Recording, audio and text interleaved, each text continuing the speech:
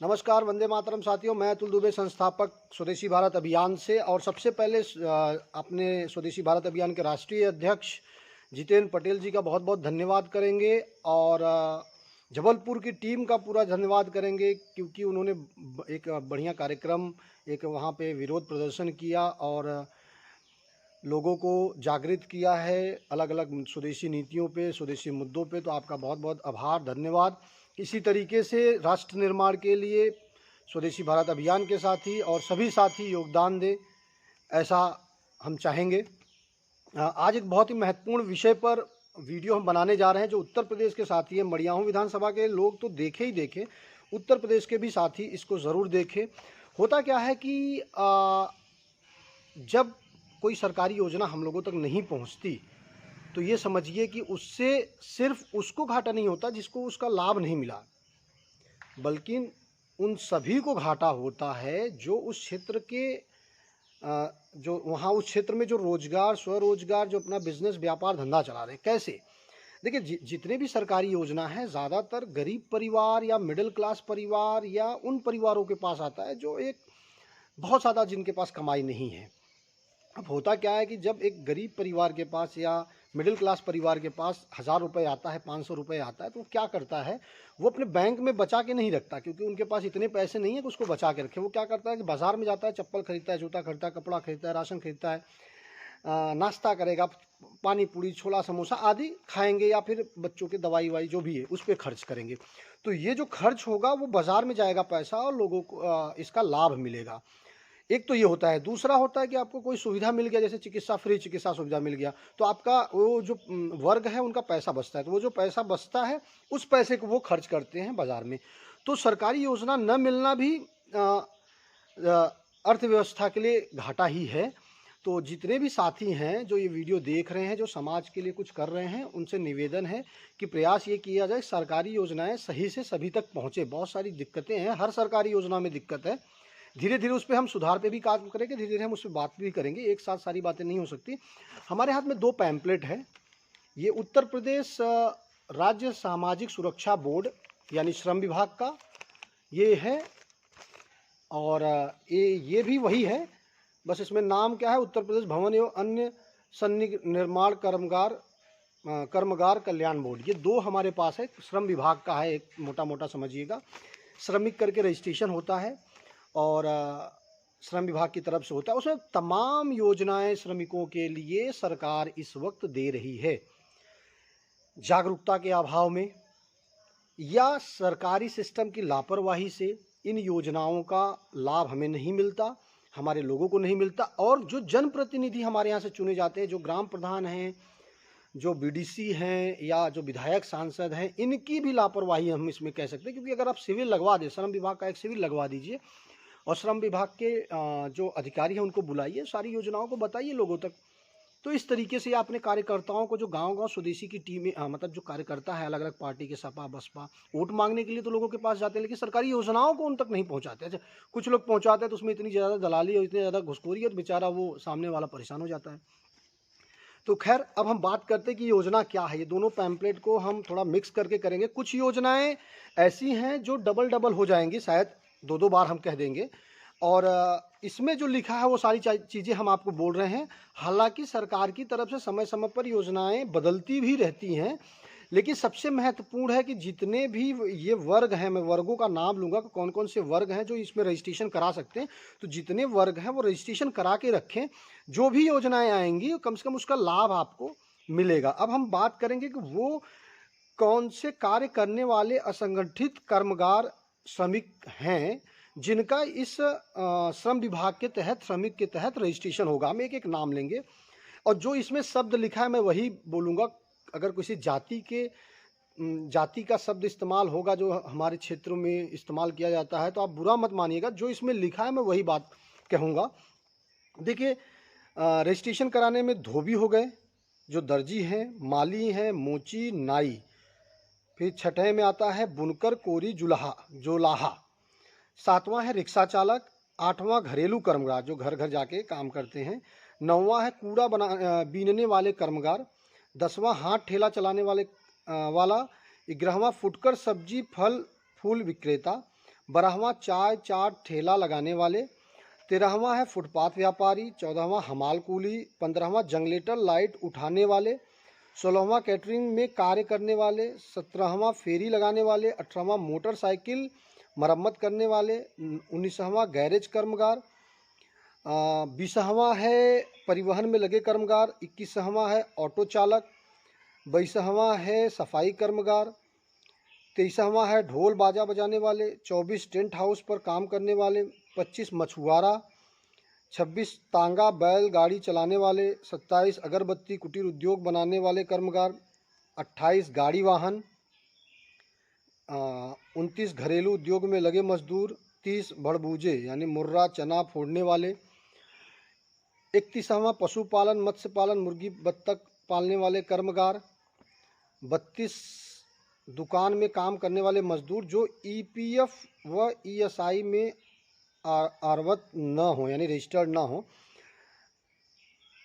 33 खेती हर कर्मगार, 34 चरवाहा दूध दूहने वाले, 35 नाव चलाने वाले नाविक, 36 नट नटनी, 27 रसोइयाँ, 37 रसोइयाँ, 38 हड्डी बीनने वाले, 29 समाचार पत्र बांटने वाले, 40 ठेला मजदूर। अच्छा, ठेला मजदूर में उत्तर प्रदेश भवन निर्माण कर्मगार कल्याण बोर्ड द्वारा पंजीकृत बोर्ड में कार्यरत आउटसोर्सिंग के कर्मगार एवं ईएसआई व भविष्य निधि योजना में शामिल ठेका मजदूरों को छोड़कर, यानी कि जो इसमें दो तरह का है। आप जो CSE सेंटर है यानी जन सुविधा केंद्र है या आप श्रम विभाग में डिटेल इसका जानकारी मिलेगा, आगे हम इस पे भी और जानकारी निकालेंगे। तो ठेला मजदूर भी इसमें रजिस्ट्रेशन कर सकते हैं। 41 हड्डी पर कार्य करने वाले, यानी कि हड्डी मतलब कि सूत रंगाई कताई धुलाई ये अलग है। 42 दरी कंबल जरी जरदौरी चिकन कार्य, 43 मीट शॉप एवं पोल्ट्री फार्म पर कार्य करने वाले, 44 डेयरी पर कार्य करने वाले श्रमिक, 45 कांच की चूड़ी एवं अन्य कांच में स्वरोजगार करने वाले कर्मगार। ये 45 कैटेगरी है जिसके तहत रजिस्ट्रेशन कर सकते हैं, यानी कि हर कोई जो ग्रामीण क्षेत्रों में काम धाम कर रहा है लगभग सबका इसमें रजिस्ट्रेशन हो जाता है। इसको आपको जो रजिस्ट्रेशन कराना है, पंजीयन कराना है, उसमें योजना का लाभ प्राप्त करने हेतु असंगठित मजदूर जिनकी मासिक आय मजदूरी 15,000 माह से कम है, जिनका 15,000 से कम है वो रजिस्ट्रेशन कराएंगे। आयु 18 वर्ष से 60 वर्ष के मध्य होना चाहिए। बोर्ड के पोर्टल www.upssb.in पर एवं स्वयं अथवा किसी जन सुविधा केंद्र के माध्यम से ऑनलाइन कराना होगा। आवश्यक अभिलेख यानी डॉक्यूमेंट जो लगेंगे, photo, Aadhaar card, bank passbook, ration card एवं छाया राशन कार्ड का एक झेरॉक्स यानी छाया प्रति एवं स्व घोषणा पत्र एवं नॉमिनी का आधार कार्ड, यानी जो नॉमिनी होगा आपका उनका भी आधार कार्ड लगेगा। शुल्क इसमें जो लिखा है वो मैं बता रहा हूँ। आप ये जन सुविधा केंद्र का शुल्क अलग होगा, खुद से रजिस्ट्रेशन करेंगे, यानी समय समय पर इसमें भी कुछ परिवर्तन आते रहते हैं। पंजीकरण शुल्क जो है 10 रुपये है, नवीनकरण शुल्क 50 रुपये और कुल 60 रुपये प्रति मजदूर लगने वाला है। योजनाएं जो हमारा देखिए, ये पीला पर्ची हमें मिला है जन सुविधा केंद्र से, हमारे एक मित्र हैं उनके जन सुविधा केंद्र से हमें ये मिला है, तो इसमें जो लिखा है हम वो बताएंगे। और ये हम खुद गए थे श्रम विभाग जौनपुर में, वहाँ से हमें मिला है। तो अब योजनाएं क्या है? मुख्यमंत्री दुर्घटना बीमा योजना।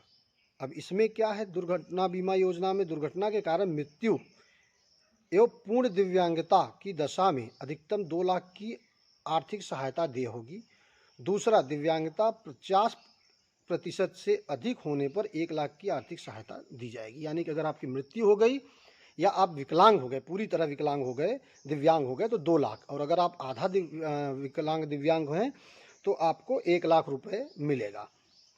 मुख्यमंत्री जन आरोग्य योजना, इसमें क्या है? जो रजिस्टर्ड जो पंजीकृत मजदूर रहेंगे उनको चयनित हॉस्पिटल में, यानी कि जो हॉस्पिटल इससे अटैच रहेगा, श्रम विभाग से जुड़ा हुआ होगा, वहाँ पर प्रति वर्ष 5 लाख तक उपचार की सुविधा निःशुल्क प्राप्त होगी। 5 लाख तक आपको निःशुल्क मिलेगा।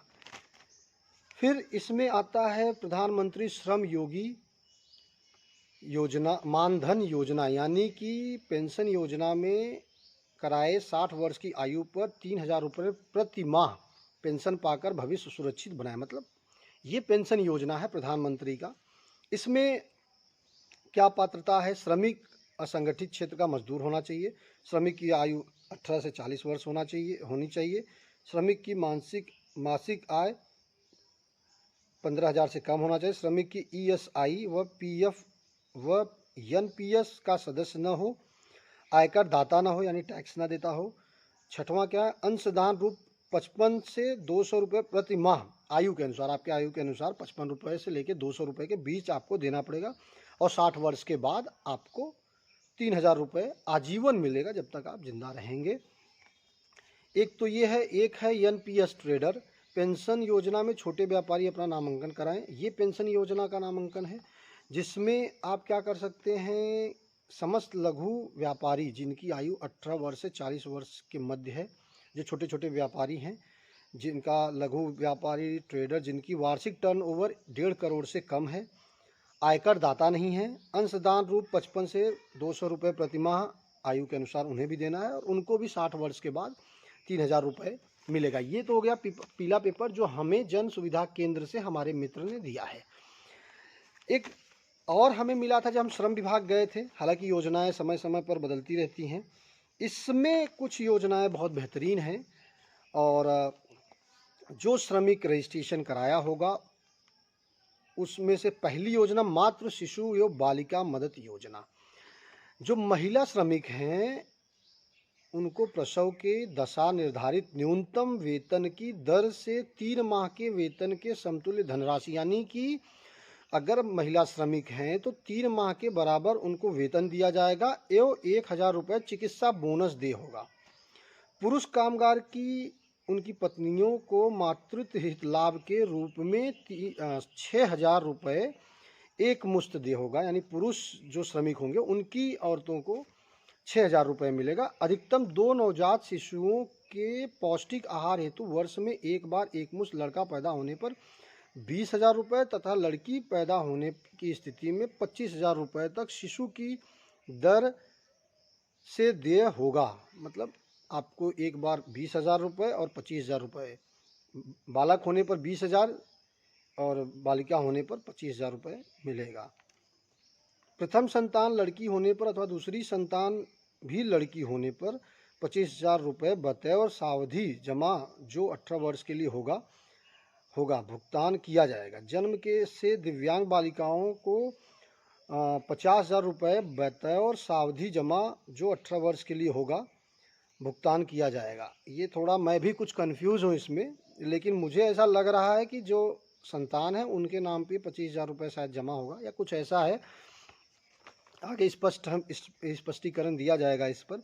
कन्या विवाह, अब जो श्रमिक हैं उनकी पुत्रियों के लिए विवाह हेतु 55,000 रुपये एवं अगर दूसरी जातियों से विवाह करते हैं तो 61,000 रुपये विवाह पर दिया जाएगा। 2 पुत्रियों के विवाह पर दिया जाएगा, 2 से ज़्यादा पुत्रियों को नहीं दिया जाएगा। तीसरा है निर्माण कर्मकार मृत्यु विकलांगता सहायता एवं अक्षमता पेंशन योजना। दुर्घटना होने पर 5 लाख रुपये, समान मृत्यु पर 2 लाख रुपये, यानी जो श्रमिक हैं अगर दुर्घटना में मृत्यु होगी तो 5 लाख रुपये और सामान्य मृत्यु है जैसे बुजुर्ग हो गए या इस तरीके का तो उनको 2,000 रुपये।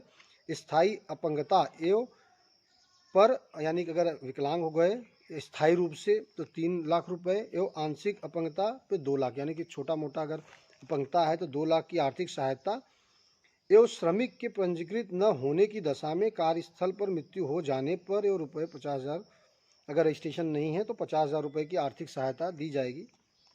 चौथा निर्माण कार्य कामगार अंत्येष्टि सहायता योजना, यानी कि जो श्रमिक हैं उनके मृत्यु होने पर 25,000 रुपये की आर्थिक सहायता दी जाएगी उनकी अंतिम संस्कार के लिए। पेंशन सहायता योजना हमने बताया है, इसमें और उसमें थोड़े अंतर दिख रहे हैं, लेकिन जो हमें पिछला हमने बताया वही लगभग है।